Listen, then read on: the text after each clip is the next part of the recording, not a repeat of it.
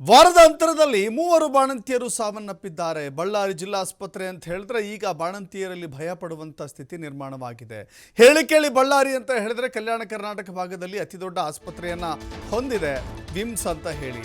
ಹೀಗಾಗಿ ವಿಮ್ಸ್ಗೆ ಬರುವಂಥವರು ಅನೇಕರು ಕೂಡ ತಮಗೆ ಫೆಸಿಲಿಟಿ ಸಿಗುತ್ತೆ, ಉತ್ತಮ ಚಿಕಿತ್ಸೆ ಸಿಗುತ್ತೆ, ಯಾವುದೇ ರೀತಿ ಆತಂಕ ಇರೋದಿಲ್ಲ ಅಂತ ಹೇಳಿ. ಆದರೆ ಅಲ್ಲಿ ಯಾರ್ಯಾರಿಗೆ ಹೆರಿಗೆ ಆಗಿದೆಯೋ ಅವರೆಲ್ಲರೂ ಕೂಡ ಭಯ ಪಡುವಂಥ ಸ್ಥಿತಿ ನಿರ್ಮಾಣವಾಗಿದೆಯಂತೆ. ಅನುಮಾನಕ್ಕೆ ಕಾರಣವಾಗ್ತಾ ಇದೆ ಮೂವರು ಬಾಣಂತಿಯರ ಸಾವು. ಈ ಸಾವಿನ ಪ್ರಕರಣಕ್ಕೆ ಸಂಬಂಧಪಟ್ಟಂತೆ ಸಿಜೇರಿಯನ್ ಕೂಡ, ಅದರಲ್ಲೂ ಕೂಡ ಸಾಮಾನ್ಯ ಹೆರಿಗೆ ಅಲ್ಲ, ನಾರ್ಮಲ್ ಡೆಲಿವರಿ ಅಲ್ಲ, ಸಿಜೇರಿಯನ್ ಮಾಡಿಸಿಕೊಂಡಿದ್ದಂಥ ಮೂವರು ಬಾಣಂತಿಯರು ಸಾವನ್ನಪ್ಪಿರುವುದೇ ಅಲ್ಲಿನ ಆತಂಕಕ್ಕೆ ಕಾರಣವಾಗಿದೆ. ಇಲ್ಲಿ ವೈದ್ಯರ ನಿರ್ಲಕ್ಷ್ಯ ಇದೆಯಾ, ಔಷಧಿಯ ಅಡ್ಡ ಪರಿಣಾಮ ಇದೆಯಾ? ಘಟನೆ ಗಮನಕ್ಕೆ ಬರ್ತಾ ಇದ್ದಂತೆ ತನಿಖಾ ತಂಡವನ್ನು ರಚನೆ ಮಾಡಿದೆ ಸರ್ಕಾರ. ಬಾಣಂತಿಯರ ಸಾವಿನ ಜೊತೆ ಕೆಲ ಮಹಿಳೆಯರಲ್ಲೂ ಕೂಡ ಆರೋಗ್ಯ ಸಮಸ್ಯೆ ಕಾಡ್ತಾ ಇದೆ. ಸಾವಿನ ಪ್ರಕರಣ ಕುರಿತು ಮೂವರು ತಜ್ಞ ವೈದ್ಯರ ತಂಡದಿಂದ ತನಿಖೆಯನ್ನು ಮಾಡಲಾಗ್ತಾ ಇದೆ. ಹೇಳಿ ಕೇಳಿ ವಿಮ್ಸ್ ಅಂತ ಹೇಳಿದರೆ ಅಥವಾ ಆ ಬಳ್ಳಾರಿ ಭಾಗದಲ್ಲಿ ಬಳ್ಳಾರಿ, ರಾಯಚೂರು, ಕೊಪ್ಪಳ, ಸುತ್ತಮುತ್ತಲ ಹೊಸಪೇಟೆ, ಹೀಗೆ ಸುತ್ತಮುತ್ತಲ ಜಿಲ್ಲೆಗಳಿಂದಲೂ ಕೂಡ ಹೆಚ್ಚಿನ ಚಿಕಿತ್ಸೆಗಾಗಿ, ತುರ್ತು ಚಿಕಿತ್ಸೆಗಾಗಿ ರವಾನೆ ಮಾಡುವಂಥ ಆಸ್ಪತ್ರೆ ಅಂತ ಹೇಳಿದರೆ ಅದು ಒಂದು ಕಲಬುರಗಿಗೆ ಹೋಗಬೇಕು, ಇಲ್ಲ ಅಂತ ಹೇಳಿದ್ರೆ ಬಳ್ಳಾರಿಗೆ ಬರಬೇಕು. ಬಳ್ಳಾರಿಗೆ ಬಂದಂಥ ಬಾಣಂತಿಯರು ಅಥವಾ ಹೆರಿಗೆಗೆ ಬಂದಂಥವರು ಹೆರಿಗೆ ಮಾಡಿಸ್ಕೊಂಡಿದ್ದಾರೆ. ಆದರೆ ಮೂವರು ಸಾವನ್ನಪ್ಪಿದ್ದಾರೆ.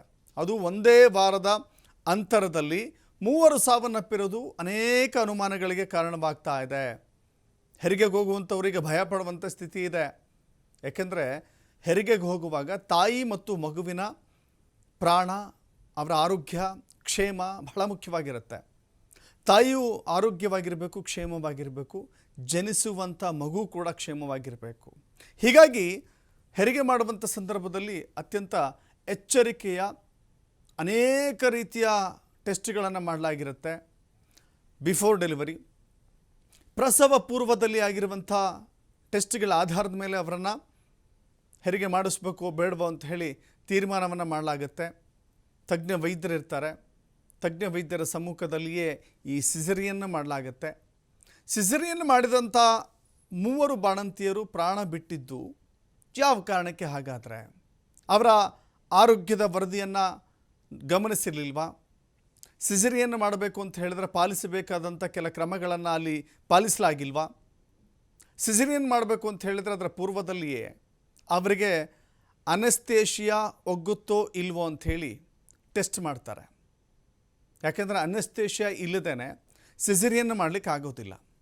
ಸೊ ಹೀಗಾಗಿ ಅನೆಸ್ಥೇಷಿಯಾ ಅವರಿಗೆ ವರ್ಕ್ ಆಗುತ್ತೋ ಇಲ್ವೋ, ಅನೆಸ್ಥೇಷಿಯಾ ಕೊಟ್ಟ ನಂತರದಲ್ಲಿ ಅವರಿಗೆ ರಿಯಾಕ್ಟ್ ಏನಾರು ಆಗುತ್ತಾ, ಅಥವಾ ರಿಯಾಕ್ಷನ್ ಏನಾರು ಆಗುತ್ತಾ, ಅಡ್ಡ ಪರಿಣಾಮ ಬೇರೆ ಏನಾರು ಆಗುತ್ತಾ? ಅಡ್ಡ ಪರಿಣಾಮ ಆಗುವ ಮುನ್ಸೂಚನೆ ಇದ್ದರೆ, ಯಾಕೆಂದರೆ ಕಂಪ್ಲೀಟ್ ಅವರ ಟೆಸ್ಟ್ ರಿಪೋರ್ಟ್ಗಳನ್ನು ಆಧರಿಸಿಯೇ ಹೋಗಬೇಕಾಗತ್ತೆ. ಒಂದು ವೇಳೆ ಅಡ್ಡ ಪರಿಣಾಮ ಆಗುತ್ತೆ ಅಂತ ಹೇಳಿದರೆ ಅದಕ್ಕೆ ಯಾವ ಕ್ರಮವನ್ನು ವಹಿಸಬೇಕು, ಹೀಗೆ ಎಲ್ಲವನ್ನೂ ಕೂಡ ಗಮನಿಸಿಯೇ ತೀರ್ಮಾನವನ್ನು ತೆಗೆದುಕೊಂಡು ಹೆರಿಗೆಯನ್ನು ಮಾಡಿಸ್ಬೇಕಾಗತ್ತೆ. ಬಟ್ ಇಲ್ಲಿ ಅದು ಹೆಂಗಾಯಿತು? ಲೋಪ ಇದೆಯಾ? ಇಲ್ಲಿ ವೈದ್ಯರ ನಿರ್ಲಕ್ಷ್ಯ ಇದೆಯಾ? ಅಥವಾ ಅವರ ಆರೋಗ್ಯದಲ್ಲಿ ಏನಾದರೂ ಬಹಳ ವ್ಯತ್ಯಾಸಗಳಿತ್ತ? ಅದನ್ನು ಗಮನಿಸ್ತೀಯೇ ಇವರು ಸಿಜೇರಿಯನ್ ಮಾಡಿಬಿಟ್ರಾ? ಹೀಗೆ ಅನೇಕ ರೀತಿಯ ವಿಚಾರಗಳಿದ್ದಾವೆ. ಬಟ್ ಅಲ್ಲಿನ ಇದನ್ನು ತನಿಖೆ ಮಾಡಲಿಕ್ಕೆ ವೈದ್ಯರ ತಂಡವನ್ನು ರಚನೆ ಮಾಡಿದ್ದಾರೆ.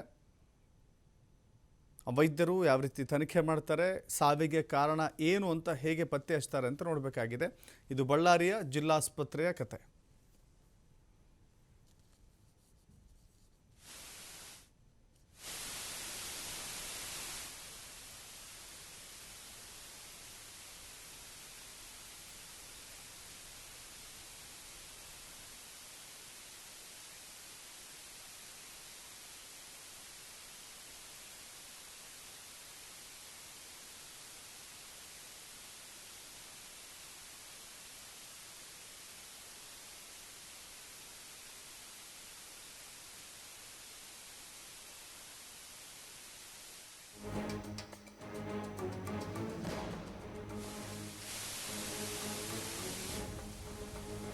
ಗಮನಿಸ್ತಾ ಇದ್ದೀರಿ, ವಿಮ್ಸ್ ಆಸ್ಪತ್ರೆಯಲ್ಲಿ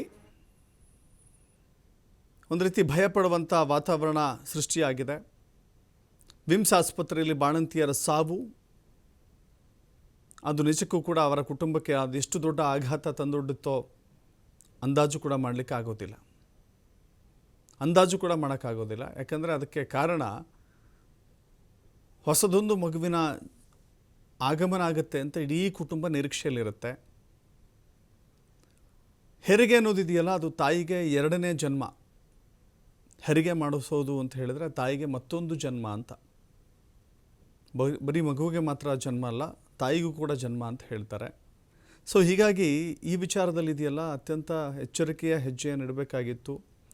ಆಸ್ಪತ್ರೆ ಸರಿಯಾದ ಸಮಯಕ್ಕೆ ಆಸ್ಪತ್ರೆಗೆ ಬಂದಿದ್ದೀವಿ ಅಂತ ಹೇಳಿದ್ರೆ ಇಡೀ ಕುಟುಂಬದಲ್ಲಿ ಒಂದು ಸಮಾಧಾನ ಇರುತ್ತೆ. ಸರಿಯಾದ ಸಮಯಕ್ಕೆ ಬಂದಿದ್ದೀವಿ, ನಮಗಿನ್ನೇನೂ ತೊಂದರೆ ಇಲ್ಲ, ಮಗುವಿನ ಜೊತೆ ತಾಯಿಯ ಜೊತೆ ಕ್ಷೇಮವಾಗಿ ನಾವು ಮರಳ್ತೀವಿ ಅಂತ ಅಂದ್ಕೊಂಡಿರ್ತಾರೆ.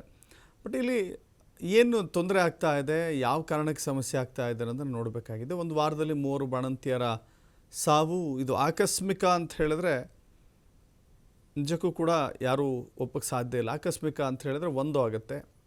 ಇಲ್ಲಿ ನೋಡಿದ್ರೆ ವಾರದಲ್ಲಿ 3 ಆಗಿದೆ. ಸೊ ಹೀಗಾಗಿ ಲೋಪ ಯಾರದ್ದು? ಸಿಬ್ಬಂದಿಗಳಿದ್ದ, ವೈದ್ಯರದ್ದ, ಅಥವಾ ಅಲ್ಲಿ ಇನ್ನೂ ನೋಡಿ, ಹೆರಿಗೆ ಆದವ್ರ ಕತೆ ಒಂದು ರೀತಿ ಆಗಿದ್ದರೆ ಬಾಣಂತಿಯರು ಕೂಡ ಕೆಲವಷ್ಟು ನೋವಿನಿಂದ ಒದ್ದಾಡ್ತಾ ಇದ್ದಾರಂತೆ. ಮತ್ತಷ್ಟು ಮಾಹಿತಿ ನಮ್ಮ ಪ್ರತಿನಿಧಿ ಸಿದ್ದು ನೀಡ್ತಾರೆ. ಸಿದ್ದು, ಗಮನಿಸ್ತಾ ಇದ್ದೀವಿ ವಾರದಲ್ಲಿ 3 ಬಾಣಂತಿಯರ ಸಾವು, ಒಂದು ರೀತಿ ಆತಂಕ, ಭಯ ಹುಟ್ಟಿಸುವಂಥ ಘಟನೆಗಳಿದ್ದು. ಏನು ಹೇಳುತ್ತೆ? ದಶರಥ್, ಒಂದೇ ವಾರದಲ್ಲಿ 3 ಬಾಣಂತಿಯರ ಸಾವಾಗಿದೆ. ಅದು ಏನಂದ್ರೆ ಬಳ್ಳಾರಿ ಜಿಲ್ಲಾ ಆಸ್ಪತ್ರೆಯಲ್ಲಿ ಬಾಣಂತಿಯರಿಗೆ ಸರ್ಜನ್ ಮಾಡಲಾಗಿದೆ. ಇಂತಹ ಸಂದರ್ಭದಲ್ಲಿ 3 ಸಾವನ್ನಪ್ಪಿದ್ದಾರೆ. ಇದೆಲ್ಲದಕ್ಕೂ ಕೂಡ ಸಾಕಷ್ಟು ಅನುಮಾನಕ್ಕೆ ಕಾರಣ ಆಗ್ತಾ ಇದೆ. ಅದು ಏನಂದ್ರೆ ವೈದ್ಯರ ನಿರ್ಲಕ್ಷ್ಯನ ಅಥವಾ ಮೆಡಿಸಿನ್ ರಿಯಾಕ್ಷನ್ ದಿಂದ ಸಾವನ್ನಪ್ಪಿದ್ದಾರೆ ಅನ್ನುವಂತ ಶಂಕೆ ಕೂಡ ಸಾಕಷ್ಟು ಆಗಿದೆ. ಇದು ತಡವಾಗಿ ಕೂಡ ಬೆಳಕಿಗೆ ಬಂದಿದೆ ಅಂತಾನೆ ಹೇಳ್ಬೋದು. ಇದೇ ವಾರದ ಹಿಂದ್ಗಡೆ 9ನೇ ತಾರೀಕು ಏನು ಹಿಂದೆ ಇದೆಯಲ್ಲ, ಆ ದಿನಾಂಕದಲ್ಲಿ 7 ಜನ ಬಾಣಂತಿಯರು ಏನಿದ್ದಾರೆ ಸಿಜರಿನ್ ಅನ್ನ ಮಾಡಿಸ್ಕೊಂಡಿರ್ತಾರೆ. ಸಿಜರಿನ್ ಮಾಡಿಸ್ಕೊಂಡು ಆದ 2-3 ದಿನಗಳಲ್ಲಿ ಅವ್ರಿಗೆ ಈ ರೀತಿ ಆಗುತ್ತೆ. ಅದರಲ್ಲಿ ಮೋಕ ಗ್ರಾಮದ ನಂದಿನಿ ಮತ್ತು ಲಲಿತಮ್ಮ ಅನ್ನುವಂಥವ್ರು ಏನಿದ್ದಾರೆ, ಇವರಿಬ್ಬರು 10ನೇ ತಾರೀಕು ಸಾವನ್ನಪ್ತಾರೆ. ಅವರು ಸಾವನ್ನಪ್ಪಿದಾದ ಒಂದು ದಿನದಲ್ಲಿ 23 ವರ್ಷದ ಸರೋಜಾನವರು 13ನೇ ತಾರೀಕು ಸಾವನ್ನಪ್ಪಿರುವಂತದ್ದು. ಈಗ ಅವರ ಸಾವು ಆದ ಬಳಿಕ ಈಗ ಸಾಕಷ್ಟು ಇಲ್ಲಿ ಚರ್ಚೆ ಕೂಡ ಆಗ್ತಾ ಇದೆ. ಒಬ್ಬರಾದ ಮೇಲೆ ಒಬ್ರು ಅನೇಕ ಆಫೀಸರ್ಗಳು ಕೂಡ ಬಂದು ಜಿಲ್ಲಾಸ್ಪತ್ರೆಗೆ ಭೇಟಿ ನೀಡ್ತಾ ಇದ್ದಾರೆ. ಆದ್ರೆ ಇಲ್ಲಿ ಜಿಲ್ಲಾಸ್ಪತ್ರೆಯಲ್ಲಿ ಇದೆಲ್ಲ ಸಮಸ್ಯೆಗಳಾದ ಮೇಲೆ 5 ಜನರನ್ನ ಈಗ ವಿಮ್ಸ್ಗೆ ಕಳಿಸಲಾಗಿದೆ. ಅಲ್ಲಿ 3 ದಿನಗಳ ಬಳಿಕ 23 ವರ್ಷದ ಏನು ಸರೋಜ ಸಾವನ್ನಪ್ಪಿದ್ರು. ಇನ್ನು 4 ಜನ ಅಲ್ಲಿ ಇರುವಂತದ್ದು. ಈಗ ಸಾಕಷ್ಟು ಸರ್ಕಾರದ ತನಿಖಾ ತಂಡ ಕೂಡ ಬರ್ತಾ ಇದೆ. ಅಲ್ಲಿ ಸಾಕಷ್ಟು ಚರ್ಚೆಯನ್ನ ಕೂಡ ಮಾಡ್ತಾ ಇದ್ರೆ. ಈಗ ಇಲ್ಲಿ MP ಆಗಿರುವಂತ ಈ ತುಕಾರಾಮ್ ಅವರು ಕೂಡ ಭೇಟಿ ನೀಡಿ ಅಧಿಕಾರಿಗಳನ್ನ ತರಾಟೆ ತೆಗೆದುಕೊಂಡಿದ್ದಾರೆ. ಈ 3 ಬಾಣಂತಿಯರ ಸಾವು ಸಾಕಷ್ಟು ಜನರಲ್ಲಿ ನೋವನ್ನು ಉಂಟು ಮಾಡಿದೆ. ಆದ್ರೆ ಇನ್ನೂವರೆಗೂ ಆ ಕುಟುಂಬಕ್ಕೆ ಯಾವುದೇ ರೀತಿಯ ಪರಿಹಾರ ಇಂಥದ್ದು ಯಾವ್ದು ಸಿಕ್ಕಿಲ್ಲ ಮತ್ತು ಅವ್ರ ವಿರುದ್ಧ ಸೂಕ್ತವಾದ ಕ್ರಮವನ್ನ ಕೈಗೊಳ್ತೀನಿ ಅಂತ ಹೇಳಿ DC ಅವರು ಕೂಡ ಹೇಳ್ತಾ ಇರುವಂತದ್ದು. Dasharath. Yes, thank you Siddappa ನಿಮ್ಮೆಲ್ಲ ಮಾಹಿತಿಗೆ.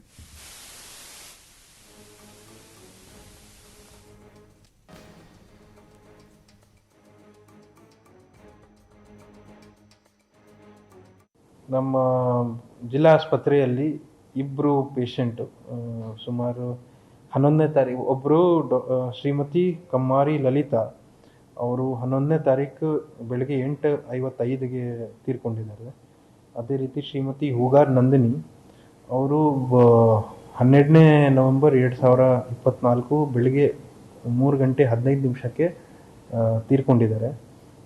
ಇದಕ್ಕೆ ಈಗಾಗಲೇ ಇರುವ ಡಿಸ್ಟ್ರಿಕ್ಟ್ ಸರ್ಜನ್ ಜೊತೆ ಚರ್ಚೆ ಮಾಡಿದಾಗ ಅವ್ರದ್ದು ಕಾಸ್ ಆಫ್ ಡೆತ್ ಅಂದರೆ ಇವ್ರದ್ದು ಏನು ಅಬ್ಸರ್ವೇಷನ್ ಇದೆ ಅದರ ಪ್ರಕಾರ ಸಿವಿಯರ್ PIH ಮತ್ತು ಕಾರ್ಡಿಯಾಕ್ ಅರೆಸ್ಟ್ ಅಂತ ಫಸ್ಟ್ ಪೇಷಂಟ್ಗೆ, ಮತ್ತು ಇನ್ನೊಬ್ಬರು ಪೇಷಂಟ್ಗೆ ಪಲ್ಮನರಿ ಎಂಬೋಲಿಸಮ್ ಸೆಕೆಂಡ್ರಿ ಟು ಎಕ್ಲೆಂಪ್ಷಿಯಾ ಮತ್ತು ಹೆಲ್ಪ್ ಸಿಂಡ್ರೋಮ್ ಅಂತ ಹೇಳಿ ಅವರು ಈ ಕಾರಣಕ್ಕೆ ತೀರ್ಕೊಂಡಿದ್ದಾರೆ. ಈ ಸಂಬಂಧಪಟ್ಟಾಗೆ ಈಗಾಗಲೇ ನಿನ್ನೆ ಸರ್ಕಾರದ ಪ್ರಧಾನ ಕಾರ್ಯದರ್ಶಿ ಅವರು ಬೆಂಗಳೂರಿಂದ 3 ಜನ ಡಾಕ್ಟರ್ ಒಂದು ತಂಡವನ್ನು ನಿನ್ನೆ ಕಳಿಸಿದರು. ಅವರು ನಿನ್ನೆ ಡಿಸ್ಟ್ರಿಕ್ಟ್ ಹಾಸ್ಪಿಟಲ್ ಮತ್ತು ವಿಮ್ಸಲ್ಲಿ ಹೋಗಿ ಈಗಾಗಲೇ ಏನು 4 ಜನ ಅಡ್ಮಿಟ್ ಆಗಿದ್ದಾರೆ, 4 ಪೇಷಂಟ್ ಅಡ್ಮಿಟ್ ಆಗಿದ್ದಾರೆ ಮತ್ತು 2 ಡೆತ್ ಆಗಿತ್ತು. ಅದರದ್ದು ವಿಶ್ಲೇಷಣೆಯನ್ನು ಮಾಡಿ ನಿನ್ನೆ ಬೆಂಗಳೂರಿಗೆ ವಾಪಸ್ ಹೋಗಿದ್ದಾರೆ.